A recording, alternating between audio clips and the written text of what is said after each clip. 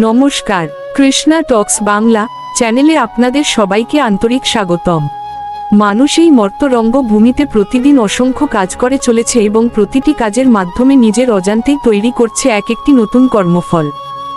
কখনো সে ভালো কাজ করে আনন্দ পায়, কখনো আবার না বুঝেই কোনো ভুল কাজ করে ফেলে, যার ফলে কঠিন কর্মফলের জালে সে জড়িয়ে পড়ে। সকালের প্রথম সূর্য ওঠার পর থেকে শুরু করে রাতের অন্ধকার আকাশে নক্ষত্র নামা পর্যন্ত মানুষের এই যে অন্তহীন ছুটে চলা, তা আসলে কিসের খোঁজে তা কেউ জানে না। প্রতিটি মুহূর্তের এই তীব্র ব্যস্ততা আর পরিশ্রমের অন্তরালে আসলে একটি পরম সুখ বা শান্তি পাওয়ার তীব্র ব্যাকুলতা লুকিয়ে থাকে। এই সমস্ত ব্যস্ততার মাঝে আজ আমাদের আলোচনার মূল বিষয় হল, কর্মফল থেকে মুক্তি পাওয়া সম্ভব কি? হ্যাঁ শ্রোতা বন্ধুরা, আজ আমরা এই একটি নির্দিষ্ট বিষয়েই গভীর আলোকপাত করব। আজকের এই আলোচনাটি যেন শুধু জল দিয়ে স্নান করার মতো না হয়ে যায়। আমরা যেমন পুকুরে নেমে স্নান করতে পারি, কুয়োর জল দিয়ে স্নান করতে পারি, বর্তমান যুগের ট্যাপের জল দিয়ে স্নান করতে পারি, আবার কেউ ইচ্ছা করলে খালে বিলে নদী নালায় বা সমুদ্রের জলেও স্নান করতে পারে। জল সব জায়গাতেই এক, কিন্তু আমরা কোন ঘাটে বা কোন নদীতে স্নান করছি তা মনে রাখা জরুরি। আজকের এই আধ্যাত্মিক আলোচনাটি যদি জলের মতো পবিত্র হয়, তবে আমাদের আজকের স্নানের নির্দিষ্ট নদীটি হল, কর্মফল থেকে মুক্তি পাওয়া সম্ভব কি? আপনারা যেন আলোচনার মাঝে এই বিষয়টি কোনোভাবেই ভুলে না যান, তাই পুরো আলোচনা জুড়ে আমরা বারে বারে এই সত্যটি অনুভব করব। এই অমৃত কথার নদীতে স্নান করার শুরুতে আপনাদের কাছে অনুরোধ, আলোচনাটি ভালো লাগলে লাইক, কমেন্ট ও সাবস্ক্রাইব করে আমাদের এই ভক্তিগঙ্গার ঘাটে যুক্ত হয়ে যান। আমি শ্রী মিলন দেবনাথ, পুরো আলোচনা জুড়ে আপনাদের সঙ্গেই আছি। আসুন এবার আমরা মূল বিষয়ের গভীরে প্রবেশ করি এবং বোঝার চেষ্টা করি যে মানুষের জীবনে যা কিছু ভালো বা মন্দ ঘটে, শাস্ত্র তার পেছনে যে সুনির্দিষ্ট কর্মফলের কথা বলে, তা থেকে আমরা কিভাবে নিজেদের মুক্ত করতে পারি। আমরা সারাদিনে মনে মনে যা কিছু চিন্তা করি, মুখে যা কিছু উচ্চারণ করি এবং আমাদের এই স্থূল হাত পা দিয়ে যা কিছু সম্পাদন করি, আমাদের প্রতিটি ক্ষুদ্রাতি ক্ষুদ্র কাজেরই একটি সূক্ষ্ম বা স্থূল প্রতিক্রিয়া এই মহাবিশ্বে তৈরি হয়, যা পরবর্তী সময়ে কর্মফল হিসেবে আমাদের কাছেই ফিরে আসে। এই জড় প্রকৃতির অমোঘ ও চিরন্তন নিয়মকেই শাস্ত্রে বলা হয়েছে কর্মফলের বন্ধন। আপনি এই প্রকৃতিকে বা অন্য কোনো জীবকে যা দেবেন, প্রকৃতি ঠিক সেই জিনিসটিই কোনো না কোনো উপায়ে দ্বিগুণ করে আপনার কাছে ফিরিয়ে দেবে, এবং এই নিয়মের ওপর ভিত্তি করেই আজ আমাদের বিচার্য বিষয় হলো, এই কর্মফল থেকে মুক্তি পাওয়া আদৌ সম্ভব কিনা। আপনি যদি কৃষ্ণ ভাবনা, খাঁটি ভক্তি, মধুর নাম সংকীর্তন এবং জীবনের এই কর্মফল থেকে মুক্তি পাওয়ার আধ্যাত্মিক আলোচনা ভালোবাসেন, তবে আমাদের এই সুন্দর যাত্রায় কৃষ্ণা টক্স বাংলা চ্যানেলটির সঙ্গে থাকুন।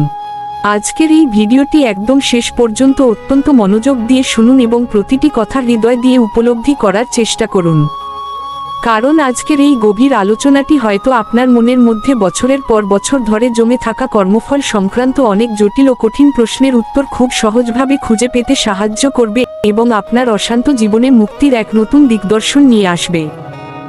আপনাদের জানিয়ে রাখি যে প্রতিদিন রাত 8টায় আমাদের এই বিশেষ চ্যানেলে এমন সব পরম তত্ত্বের আলোকপাত করা হয়, যা আপনার আত্মাকে জাগতিক কর্মফলের অশান্তি থেকে দূরে রেখে এক পরম শান্তি ও তৃপ্তি দেবে।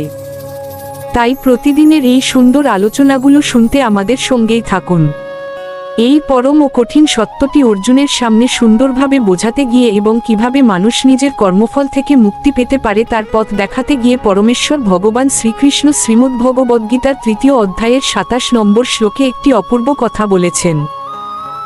ভগবান বলেছেন যে জড় প্রকৃতির 3 গুণের দ্বারা জগতের সমস্ত কর্মই সর্বতোভাবে সম্পাদিত হয়ে থাকে, কিন্তু অহংকারের দ্বারা মোহাচ্ছন্ন ও জড়বুদ্ধি সম্পন্ন অজ্ঞ আত্মা মায়ার প্রভাবে অন্ধ হয়ে মনে করে যে আমি এই সব কাজের প্রকৃত কর্তা।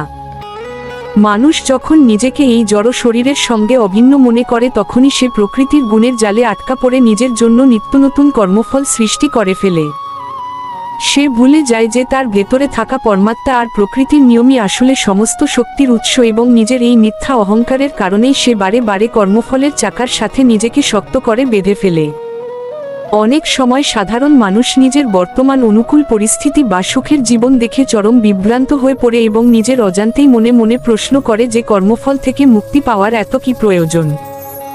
সেই নিজের মনে অহংকার করে ভাবতে শুরু করে যে আমি তো এখন সমাজে খুব ভালো আছি, আমার অনেক ধন সম্পদ আছে এবং সবাই আমাকে সম্মান করে, তাহলে আমার অতীতের করা কোনো খারাপ কর্মফলের কুপ্রভাব কোথায় গেল? আবার অন্যদিকে কোনো এক নিরপরাধ সৎ মানুষ চরম বিপদে পড়ে চোখের জল ফেলে আর কাঁদে। সেই সারা জীবন অন্যের উপকার করার পরেও নিজের মনে চরম হতাশা নিয়ে ভাবে যে আমি তো এই জীবনে কখনো কারো কোনো ক্ষতি করিনি, মনের ভুলেও কাউকে বিন্দুমাত্র কষ্ট দিইনি, তবুও কেন আমার জীবনে এত অভাব আর এত মানসিক দুঃখের ঝড় বয়ে যাচ্ছে? মানুষের এই ধরনের সমস্ত দ্বিধা ও সংশয় দূর করার জন্য সনাতন শাস্ত্র কর্মফলের এক গভীর রহস্য আমাদের সামনে উন্মোচন করেছে।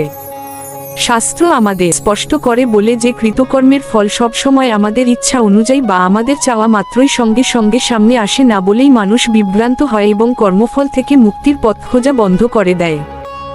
কোনো কোনো কর্মের ফল হয়তো এই জন্মেই খুব দ্রুত প্রকাশ পেয়ে যায়, আবার কোনো কোনো গভীর কর্মের ফল মানুষের অজান্তেই সঞ্চিত হয়ে থাকে ভবিষ্যতের কোনো এক সুদূর জীবনের জন্য। যেমন একটি ফলের বীজ মাটির নিচে বপন করার সাথে সাথেই পরম মুহূর্তেই তা বিশাল একটি বৃক্ষে পরিণত হয়ে যায় না, তার জন্য সময়ের প্রয়োজন হয়। ঠিক তেমনি আমাদের করা প্রতিটি কর্মের ভালো বা মন্দ ফলও প্রকৃতির নিজস্ব নিয়মে যথাসময়ে পরিপক্ক হয়ে মানুষের জীবনের আঙিনায় সুখ বা দুঃখ হিসেবে প্রকাশ পায় এবং এই দীর্ঘমেয়াদী চক্রটি দেখেই আমাদের মনে তীব্র জিজ্ঞাসা জাগে যে এই অন্তহীন কর্মফল থেকে মুক্তি পাওয়া আদৌ সম্ভব কিনা। বাস্তবিকভাবে দেখতে গেলে আমাদের ভেতরে থাকা আত্মা স্বভাবতই সর্বদা মুক্ত এবং তার উপর জাগতিক কোনো কর্মফলের প্রভাব থাকে না। পরমাত্মার অংশ হিসেবে আত্মার কোনো জন্ম নেই, কোনো ক্ষয় বা মৃত্যু নেই এবং তার কোনো জাগতিক দুঃখও নেই। কিন্তু যখন মায়ার প্রবল প্রভাবে মোহগ্রস্ত হয়ে মানুষ নিজেকে শুধু এই নশ্বর রক্ত মাংসের দেহ মনে করতে শুরু করে, তখনই তার মধ্যে এই বাহ্যিক জগতের জড় বস্তুগুলোর প্রতি এক তীব্র আসক্তি জন্মায় এবং এই আসক্তিই তাকে নতুন করে কর্মফলের জালে জড়িয়ে ফেলে। এই জাগতিক আসক্তিই হলো মানুষের সমস্ত বন্ধন, মোহ এবং অনন্ত দুঃখের আদি উৎস, যা মানুষকে বারে বারে এই প্রশ্ন করতে বাধ্য করে যে এই দেহের আসক্তি মিটিয়ে কিভাবে জড় কর্মফল থেকে মুক্তি পাওয়া সম্ভব। এই মানসিক অধঃপতন এবং মানুষ কিভাবে নিজের অজান্তেই কর্মফলের গভীর গর্তে চ্যুত হয়, সেই প্রক্রিয়া সম্পর্কে শ্রীমদ্ভগবদ্গীতার ২য় অধ্যায়ের ৬২ নম্বর শ্লোকে পরম দয়ালু ভগবান শ্রীকৃষ্ণ অত্যন্ত বৈজ্ঞানিক উপায়ে বলেছেন। ভগবান অর্জুনকে বলছেন যে জড় ইন্দ্রিয়সমূহের ভোগ্য বিষয়বস্তু সম্পর্কে মানুষ যখন নিরন্তর চিন্তা করতে থাকে, তখন ধীরে ধীরে মানুষের মনে সেই সব বিষয়ের প্রতি এক গভীর আসক্তি জন্মায়।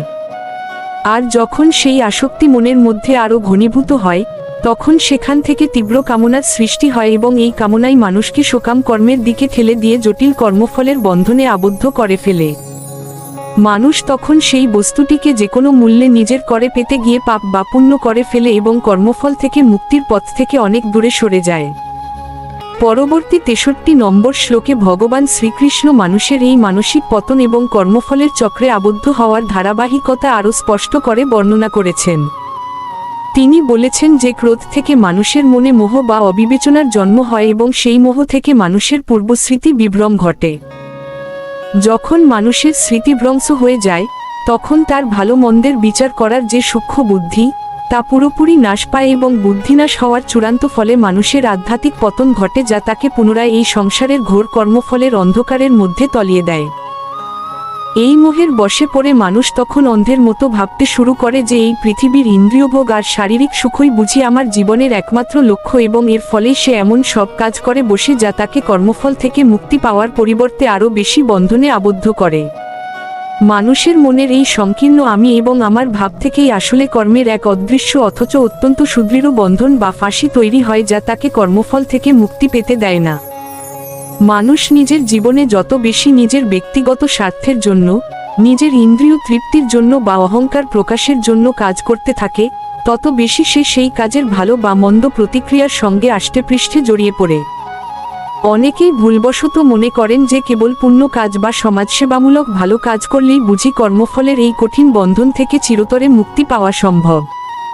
কিন্তু আমাদের সনাতন শাস্ত্র একটু গভীরভাবে এই বিষয়টি আমাদের সামনে সুন্দরভাবে ব্যাখ্যা করেছে, যা আমাদের স্পষ্ট জানিয়ে দেয় যে পুণ্য কর্ম করলেও কিভাবে মানুষ কর্মফলের চক্রে আটকে থাকে। ভালো বা পুণ্য কাজ অবশ্যই সমাজে প্রশংসনীয়, কিন্তু তা যদি নিষ্কাম বা নিঃস্বার্থ না হয়, তবে তাও কিন্তু এক প্রকার কর্মফলের বন্ধন হয়ে দাঁড়ায়, যা থেকে মুক্তি পাওয়া অসম্ভব হয়ে পড়ে। এই তত্ত্বটি বোঝানোর জন্য শ্রীমদ্ভগবদ্গীতার ৩য় অধ্যায়ের ৯ নম্বর শ্লোকে পরমেশ্বর ভগবান শ্রীকৃষ্ণ অর্জুনকে লক্ষ্য করে বলছেন যে তুমি সমস্ত প্রকার জাগতিক আসক্তিশূন্য হয়ে কেবল ভগবানের প্রীতির জন্যই তোমার অর্পিত কর্তব্য কর্ম সুন্দরভাবে সম্পাদন করো, কারণ এই নিষ্কাম ভাবনাই তোমাকে কর্মফল থেকে মুক্তি দিতে পারে। শাস্ত্র আমাদের গভীরভাবে বোঝায় যে খারাপ বা পাপ কাজ আমাদের নরকন্ত্রণা এবং চরম কষ্ট দেয়, আর ভালো বা পুণ্য কাজ আমাদের স্বর্গসুখ বা জাগতিক আনন্দ দেয়, কিন্তু আধ্যাত্মিক বিচারে এই পাপ ও পুণ্য দুটোই মানুষকে এই জন্ম মৃত্যুর চক্রের মধ্যে এবং পৃথিবীর ক্ষণস্থায়ী কর্মফলের সঙ্গে শক্ত করে বেঁধে রাখে। প্রাচীন ঋষিরা আমাদের বোঝার সুবিধার্থে একটি সুন্দর উদাহরণ দিয়ে গেছেন যা শুনলে কর্মফল থেকে মুক্তি পাওয়ার প্রয়োজনীয়তা স্পষ্ট হয়ে যায়।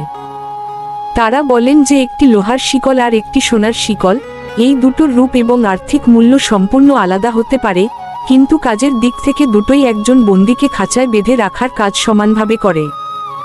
লোহা যেমন বন্দীকে মুক্ত করতে পারে না, সোনাও কিন্তু তাকে মুক্তি দিতে পারে না। ঠিক তেমনি পাপ বা পুণ্য উভয় প্রকার কর্মফলই মানুষকে এই সংসারে আবদ্ধ করে রাখে। কর্মের ফল যখন পর্যন্ত মানুষের হৃদয় বা সংস্কারে জমা থাকবে, ততদিন তাকে এই মর্ত্যালোকে বারে বারে নতুন দেহ ধারণ করে ফিরে আসতেই হবে এবং সে কখনোই কর্মফল থেকে মুক্তি পাবে না। তাহলে এই ভয়ঙ্কর মহাসংকট এবং কর্মের চক্র থেকে বাঁচার প্রকৃত উপায়টি কি? কিভাবে মানুষ এই অমোঘ কর্মফল থেকে মুক্তি পেতে পারে? এই পরম উপায়টি স্বয়ং পূর্ণব্রহ্ম শ্রীকৃষ্ণ অর্জুনকে শিখিয়েছিলেন শ্রীমদ্ভগবদ্গীতার ২য় অধ্যায়ের ৪৭ নম্বর শ্লোকে, যা কর্মযোগের মূল ভিত্তি এবং যা কর্মফল থেকে মুক্তির একমাত্র উপায়। ভগবান বলছেন যে তোমার কেবল নিজের অর্পিত কর্তব্য কর্ম করারই অধিকার রয়েছে, কিন্তু সেই কর্মের ফলের ওপর তোমার কখনো কোনো অধিকার নেই। তুমি কখনো নিজেকে নিজের কর্মফলের কারণ মনে করো না এবং কর্ম না করে অলস বা নিষ্ক্রিয় হয়ে থাকার প্রতিও যেন তোমার কখনো কোনো আসক্তি না আসে। আজকের দিনে আধুনিক মানুষ কাজ করে কিসের জন্য? সে কাজ করে সমাজের মানুষের কাছ থেকে সস্তা প্রশংসার জন্য, বিপুল অর্থ উপার্জনের জন্য অথবা নিজের মিথ্যা অহংকারকে তৃপ্তকারী সম্মানের জন্য, আর এই ফলের আশায় তাকে কর্মফলের দাস বানিয়ে রাখে। যখন তার সেই তীব্র জাগতিক প্রত্যাশা কোনো কারণে পূরণ হয় না, তখনই মানুষের মনে চরম হতাশা, বিষাদ, ক্রোধ আর মানসিক কষ্টের জন্ম হয়, যা তাকে কর্মফল থেকে মুক্তি পাওয়ার পথ থেকে বিচ্যুত করে। কিন্তু যে বুদ্ধিমান ও বিবেকবান ব্যক্তি নিজের দৈনিক জীবনের প্রতিটি কাজকে, তা সে জাগতিক বিচারে যতই ছোট বা যতই বড় হোক না কেন, পরমেশ্বর ভগবানের চরণে সেবারূপে অর্পণ করতে শেখে, তার মন থেকে ফলের আশা বা মালিকানার ভাব সম্পূর্ণ দূর হয়ে যায় এবং সে অনায়াসে কর্মফল থেকে মুক্তির পরম আলো খুঁজে পায়। তখন নিজের অন্তরের গভীরে বুঝতে শেখে যে আমি নিজে আসলে কিছুই নই, আমি শুধু ভগবানের ইচ্ছায় চালিত একটি নিমিত্ত মাত্র। আমি হলাম পরমেশ্বরের হাতের একটি পবিত্র মাধ্যম এবং এই মহাবিশ্বের আসল চালিকাশক্তি ও পরম কর্তা হলেন একমাত্র আমার প্রাণপ্রিয় শ্রীকৃষ্ণ। এই সুন্দর ভাবনাই মানুষকে কর্মফলের লেপন থেকে চিরতরে মুক্ত করে দেয় এবং তার হৃদয়কে পবিত্র করে তোলে। বাস্তবে অহংকার হল মানুষের মনের খুব সূক্ষ্ম এবং অত্যন্ত মারাত্মক একটি অদৃশ্য বন্ধন, যা মানুষকে কর্মফল থেকে মুক্তি পেতে বাধা দেয়। মানুষ অনেক সময় নিজের অজান্তেই বুঝতেই পারে না যে সে এক অলীক অহংকারের অন্ধকার কারাগারে অহর্নিশ বাস করছে। বিদ্যা, বুদ্ধি বা ধনের অহংকার তো আছেই, এমনকি পুণ্যকর্ম করার অহংকার বা বড় দাতা হওয়ার অহংকারও মানুষকে ধীরে ধীরে ঈশ্বর থেকে বহুদূরে সরিয়ে দিয়ে নতুন কর্মফলের জালে জড়িয়ে ফেলে। শ্রীমদ্ভগবদ্গীতার ৮ অধ্যায়ের ১৬ নম্বর শ্লোকে এই বিষয়ে পরম সত্য বলা হয়েছে যে শাস্ত্রীয় জ্ঞান এবং শুদ্ধ বুদ্ধি না থাকার কারণে যে মূঢ় ব্যক্তি নিজেকেই নিজের কর্মের একমাত্র কর্তা বলে মনে করে, সেই মন্দবুদ্ধি ব্যক্তি আসলে জগতের কোনো প্রকৃত সত্যকে প্রত্যক্ষ করতে পারে না এবং সে কখনোই কর্মফল থেকে মুক্তি পায় না। যখন কোনো মানুষ নিজের চরম অজ্ঞতাবশে মনে মনে ভাবতে শুরু করে যে আমি ছাড়া এই সংসার বা এই পরিবার এক মুহূর্তও চলবে না, তখন তার হৃদয় থেকে চিরতরে নম্রতা ও ভক্তি হারিয়ে যায় এবং সে ভগবান থেকে বহুদূরে ছিটকে পড়ে কর্মফলের জালে আবদ্ধ হয়। কিন্তু জ্ঞান যেখানে এসে নিজের সীমার কাছে হাত জোড় করে দাঁড়িয়ে পড়ে, শুদ্ধ ভক্তি সেখান থেকেই মানুষের হৃদয়ের সবচেয়ে সহজ ও সরল পথটি তৈরি করে দেয়, যা মানুষকে সমস্ত কর্মফল থেকে মুক্তি দিতে পারে।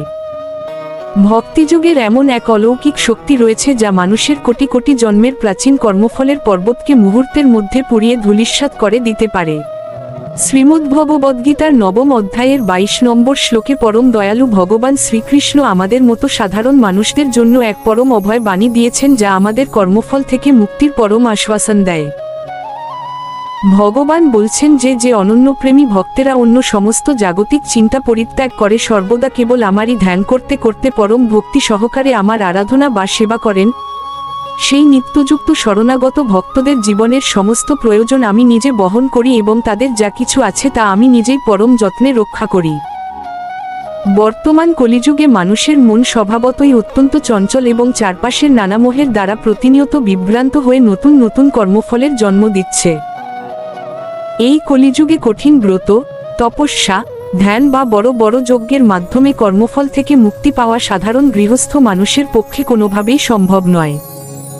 তাই পরম করুণাময় ঋষিরা শাস্ত্রে, বিশেষ করে বৃহন্নারদীয় পুরাণে এই কলিযুগের মানুষের কর্মফলের বন্ধন কাটানোর একমাত্র সহজ ও পরম উপায়ের কথা অত্যন্ত জোর দিয়ে বারবার বলেছেন। শাস্ত্রে বলা হয়েছে যে হরেনামৈব হরেনামৈব হরেনামৈব কেবলম কলৌ নাস্তেব নাস্তেব নাস্তেব গতিরন্যথা। অর্থাৎ এই কলিযুগে কেবল হরিনামই মানুষকে সমস্ত কর্মফল থেকে মুক্তি দিতে পারে। হরিনাম ছাড়া অন্য কোনো পথ নেই। আর সেই পরম তার্কব্রহ্ম নাম হলো আমাদের সকলের পরিচিত পরম পবিত্র মহামন্ত্র, যা হলো হরে কৃষ্ণ কৃষ্ণ কৃষ্ণ হরে হরে, হরে রাম রাম রাম হরে হরে। এই মধুর নাম জপ এবং সংকীর্তন মানুষের মনের ভেতরের সমস্ত কাম, লোভ, ক্রোধ এবং অহংকারকে সম্পূর্ণরূপে পুড়িয়ে ছাই করে দেয় এবং তাকে কর্মফলের অতীত এক পরম চিহ্ন স্তরে নিয়ে যায়। আজকের এই গভীর আলোচনার একদম শেষ প্রান্তে এসে আমরা পরমেশ্বর ভগবানের সেই পরম প্রতিশ্রুতির কথা স্মরণ করব, যা শুনলে ভক্তের হৃদয়ের সমস্ত কর্মফলের ভয় ও সংশয় নিমেষেই দূর হয়ে যায়। শ্রীমদ্ভগবদ্গীতার 18 অধ্যায়ের 66 নম্বর শ্লোকে শ্রীকৃষ্ণ অর্জুনকে চূড়ান্ত আশ্বাসন দিয়ে বলেছেন যে তুমি সমস্ত রকমের জাগতিক ধর্ম, কর্তব্য বা সামাজিক বিধি নিষেধের চিন্তা পরিত্যাগ করে কেবল একমাত্র আমারই শরণ গ্রহণ করো। আমি তোমাকে তোমার করা সমস্ত পূর্বকৃত পাপের ফল এবং সমস্ত কর্মফল থেকে সম্পূর্ণরূপে মুক্ত করব। তুমি নিজের মনে আর কোনো প্রকার শোক বা চিন্তা করো না। ভগবানের এই শরণাগতির বাণী হল কর্মফল থেকে মুক্তি পাওয়ার শ্রেষ্ঠ এবং একমাত্র পরম রাজপথ। একই সাথে শ্রীমদ্ভগবদ্গীতার 5ম অধ্যায়ের 29 নম্বর শ্লোকে ভগবান আমাদের কর্মফলের বন্ধন কেটে পরম শান্তি লাভের আসল ও গোপন সূত্রটি শিখিয়েছেন। তিনি বলেছেন যে আমাকে সমস্ত যজ্ঞ ও তপস্যার পরম ভোক্তা, সর্বলোকের পরমেশ্বর এবং জগতের সমস্ত জীবের পরম হিতৈষী সুহৃদ বা একমাত্র নিঃস্বার্থ বন্ধু বলে জেনে মুক্ত পুরুষেরা পরম শান্তি লাভ করেন এবং কর্মফলের হাত থেকে চিরতরে নিষ্কৃতি পান। মানুষ এই ক্ষণভঙ্গুর নশ্বর পৃথিবীতে কত কিছুই না অর্জন করতে চায়, কিন্তু এই সব কিছুর পিছনে ছুটতে ছুটতে জীবনের একসময় এসে মানুষের ক্লান্ত হৃদয় চরম অবসাদ ও শূন্যতায় ভরে যায়। জীবনের শেষ বেলায় বা চরম সংকটের সময়ে এসে মানুষের আত্মা তখন জাগতিক কোনো বস্তুর মধ্যে আর বিন্দুমাত্র আশ্রয় বা শান্তি খুঁজে পায় না। সে তখন শুধু একটি পরম ও শাশ্বত আশ্রয় খোঁজে, যা তাকে সমস্ত কর্মফল থেকে মুক্তি দিয়ে চিরন্তন আনন্দ দেবে। আর সেই পরম শান্তি ও কর্মফল থেকে মুক্তি বাইরের কোনো জড় বস্তুর মধ্যে নেই, তা রয়েছে একমাত্র ভগবানের রাঙা শ্রীপাদ পদ্মের স্মরণে, শ্রীমনাম সংকীর্তনে এবং নিঃস্বার্থ ভক্তির পরম অমৃত ধারার মধ্যে। তাই জীবনে যত বড় দুঃখই আসুক না কেন, যত জটিল প্রশ্নই মনকে তোলপাড় করুক না কেন, যত বড় ঝড় বা অশান্তি চারপাশ থেকে ধেয়ে আসুক না কেন, পরম দয়ালু শ্রীকৃষ্ণের রাঙাচরণের আশ্রয় কখনো ছেড়ে দেবেন না। মনে রাখবেন, তিনিই আমাদের সবচেয়ে বড় বন্ধু এবং তিনিই আমাদের কর্মফল থেকে মুক্ত করতে পারেন। আপনাদের সকলের জীবন পরমেশ্বর ভগবান শ্রীকৃষ্ণের অসীম কৃপায় ভরে উঠুক পরম ভক্তি, অন্তহীন শান্তি ও দিব্য কৃষ্ণ প্রেমে, যা আপনাদের সমস্ত কর্মফলের বন্ধন কেটে দেবে। শ্রীকৃষ্ণ আপনাদের সকলের কলুষিত হৃদয়কে সর্বদা সত্য, সুন্দর ও ন্যায়ের পথে পরিচালিত করুন এবং কর্মফল থেকে মুক্তির পরম আলো দান করুন। আজকের মতো আমাদের এই বিশেষ আধ্যাত্মিক আলোচনাটি এখানেই ইতি টানছি। আমাদের এই উপস্থাপনাটি যদি আপনার ভালো লেগে থাকে, তবে অবশ্যই ভিডিওটিতে একটি লাইক করুন এবং কমেন্ট বক্সে হরে কৃষ্ণ লিখে আপনার মূল্যবান অনুভূতি আমাদের জানান।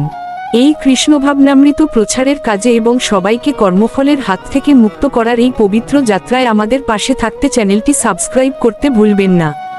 আমি শ্রী মিলন দেবনাথ। আবার দেখা হবে প্রতিদিন রাত 8টায়। নতুন কোনো গভীর কৃষ্ণ কথায়, নতুন কোনো আধ্যাত্মিক আলোচনার অমৃত ধারা নিয়ে। সবাই ভালো থাকুন, সুস্থ থাকুন। হরে কৃষ্ণ।